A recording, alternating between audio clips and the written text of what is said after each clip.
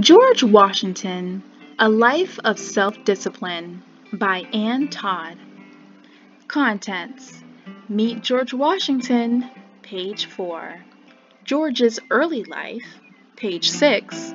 Leading a Revolution, page 12. The First President, page 19. Glossary, page 22. To learn more, page 23. Index, page 24. Have you ever worked toward a goal? Was it harder to achieve than you expected? If you kept working toward your goal even when it was tough, then you have self-discipline. Self-discipline helps you do and be your best. It helps you get things done. It can also help you become a leader. George Washington was a great American leader with true self-discipline. George was born on a farm in Virginia in 1732. He spent his childhood working on the farm and was going to school. He always worked hard. At age 16, George took a job surveying lands in Virginia. He took his work seriously and saved the money he earned. When George was young, Great Britain ruled 13 colonies along the eastern coast of America. During that time, European explorers were claiming new lands to the west of the colonies. In the 1750s, Great Britain and France fought a war over control of the new lands.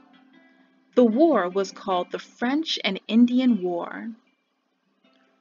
George joined the Virginia militia and fought hard and bravely for Great Britain. He became the leader of the militia and helped lead Great Britain to victory. George returned to farming after the war. He and his wife Martha lived on a farm in Virginia called Mount Vernon. George's self-discipline helped him become very successful. He enjoyed life on his farm. But in 1775, the American colonies needed his help. Tension was growing between the American colonists and Great Britain.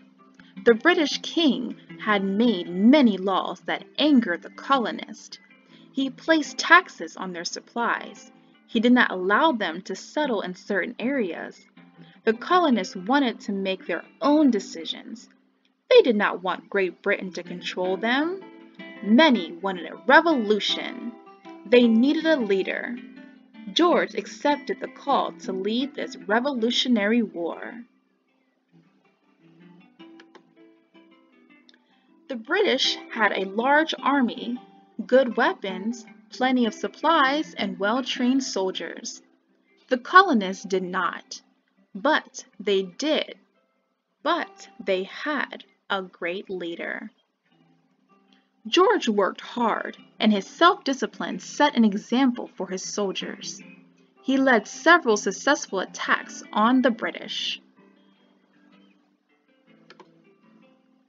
The British won many battles in the following years of the war. Life was hard for American troops. They were often hungry, tired, and cold. But following George's example, they did not lose hope. Soon, they began winning battles. Finally, George led his troops to victory. The colonies were free from British rule.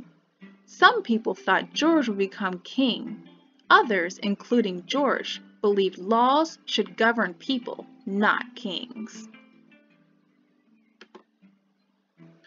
George returned to work on his farm, but around him he saw a government that lacked unity. He supported colonial leaders who thought the country needed a constitution. With George's support, the colonial leaders met and wrote the Constitution of the United States of America. They then elected George the first president of the United States. George served two terms as president. When he left office, he wanted to spend his final years with Martha at Mount Vernon. He died in 1799. Americans called the capital city Washington, D.C., and built the Washington Monument to honor him. His self-discipline and hard work helped create a free and united country. Glossary. British.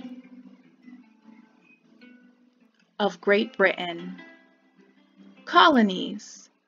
Territories settled by people under rule from their home country. Constitution. The system of principles that govern a nation. French and Indian War. The war in America in which French and its Indian allies fought against England, 1754 and 1760. Government. A system of control and direction for a group of people. Great Britain. An island in Europe made up of England, Scotland, and Wales. Malaysia. The military force of each colony. Revolution. The overthrow of a government. Revolutionary War. The war for American independence from Great Britain, 1775 to 1783. Surveying. To determine the boundaries of an area of land. Terms.